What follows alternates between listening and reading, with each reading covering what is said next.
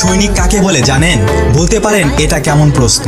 দেশ রক্ষার কাজে যারা নিয়োজিত থাকে তারাই তো সৈনিক। কিন্তু এই বিষয়টি হাজী মাহবুবুর রহমান নামের এক ভদ্রলোক অন্যভাবে লিখেছেন। তার পোস্টটি আমি ভিডিওর মাধ্যমে শেয়ার করছি। যারা পৃথিবীর সবচাইতে ধৈর্যশীল এবং সবচেয়ে বেশি ত্যাগ স্বীকার করতে পারে, যে শত কষ্টের পরেও তার পরিবারকে কখনো কষ্ট বুঝতে দেয় না। যখন প্রচন্ড গরমের তাপে আপনি একটা পাতলা টি শার্ট পরে থাকেন, এসি কিংবা ফ্যানের বাতাস উপভোগ করেন, ঠিক তখনই সৈনিকেরা আপনার কাপড়ের 3 গুণ মোটা ইউনিফর্ম, নিরাপদ বুট জুতা, লেগ গার্ড, 2 কেজি ওজনের bullet proof vest, helmet, 4 KG ওজনের লোড ম্যাগাজিন, 4 কেজি ওজনের একটি অ্যাসল্ট রাইফেল এবং অনেকগুলো দায়িত্বের বোঝা নিয়ে রাস্তায় দাঁড়িয়ে থেকে আপনার নিরাপত্তা নিশ্চিত করে, তাকেই বলে সৈনিক।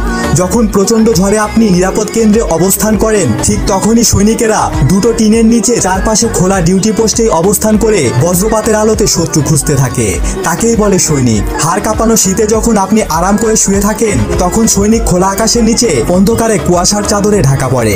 যখন বাবার মৃত্যু সংবাদ শোনার পরেও নিজের দায়িত্ব থেকে এক চুল নড়তে পারেন না, তাকেই বলে সৈনিক। এমন হাজারো দৃষ্টান্তে আমি চ্যালেঞ্জ করে বলতে পারি, পৃথিবীর সবচাইতে ত্যাগী ও ধৈর্যশীল মানুষ হলো সৈনিকেরা। আপনারা যারা ওপরের অবস্থানে আছেন, দয়া করে সৈনিকদের অবহেলা করবেন না। ভুলে যাবেন না, আপনাদের নিরাপত্তার স্বার্থে সৈনিকেরা নিজের জীবন বাজি রাখতেও একটুকু দ্বিধাবোধ করে না। আপনাদের রক্ষা করতেই তারা হাসি মুখে জীবন দিতে প্রস্তুত। ধন্যবাদ এতক্ষণ সাথে থাকার জন্য। নতুন কোনো ভিডিও নিয়ে খুব দ্রুতই হাজির হব ইনশাল্লাহ। সে পর্যন্ত ভালো থাকুন, সুস্থ থাকুন, ইনফরমেটিভ বাংলার সাথে থাকুন। দেখা হবে আবারও। আল্লাহ হাফেজ।